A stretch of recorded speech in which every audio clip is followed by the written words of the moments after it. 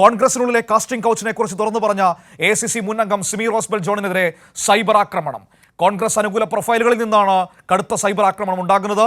ഇത്തരം സൈബർ ആക്രമണത്തെ നിയമപരമായി നേരിടുമെന്ന് സിമി റോസ്ബെൽ ജോൺ പറഞ്ഞു. അതേസമയം കൂടുതൽ പ്രകോപിപ്പിച്ചാൽ താൻ ഇനിയും കൂടുതൽ കാര്യങ്ങൾ വെളിപ്പെടുത്തുമെന്ന് സിമി റോസ്ബെൽ കൈരളി ന്യൂസിനോട് പറഞ്ഞു.